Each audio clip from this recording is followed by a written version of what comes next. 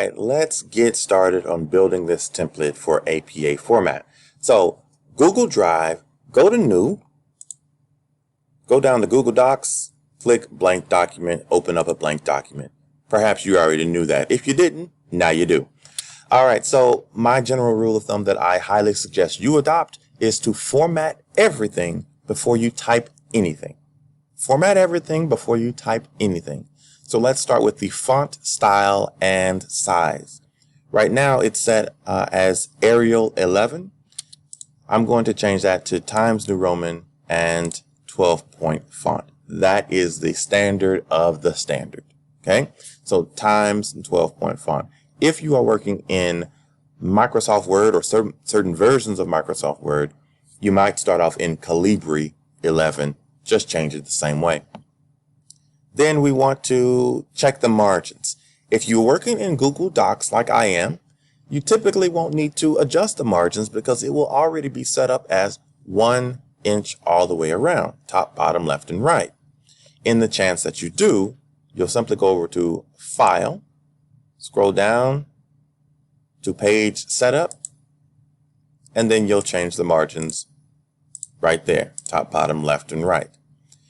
Microsoft Word users, you'll do the same thing, File, Page Setup, and then adjust your margins.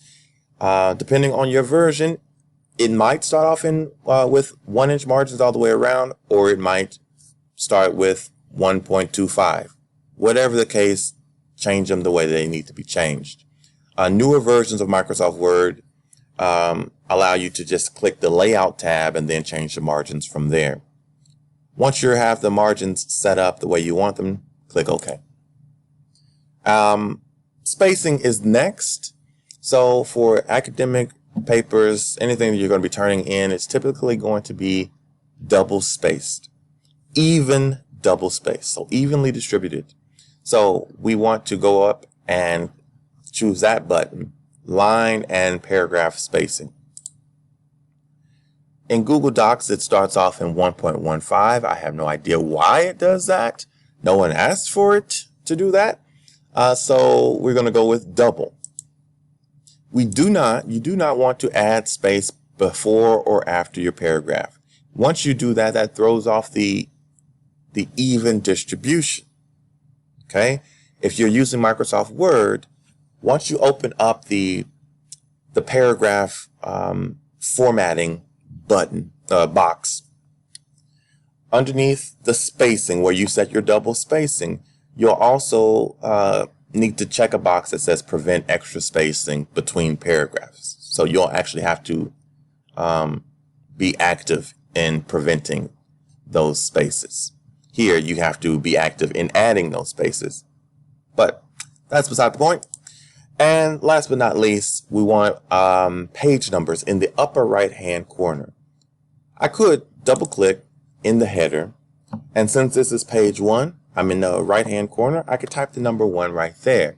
Sounds like it makes sense, but that's not going to be how it works, because the header will repeat anything that you type in the header on every page. So I'll see that number 1 on page 2, 3, 4, and until the end of time. So instead, delete that, go to Insert, go all the way down to Page Numbers, and because we want the page numbers in the upper right-hand corner, and we want that page number to start on the first page, we'll click that first option. Okay?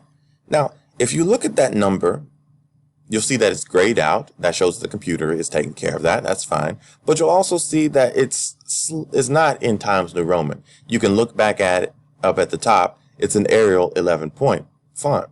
So highlight that number 1, change it to Times, update the size to 12, and then click out.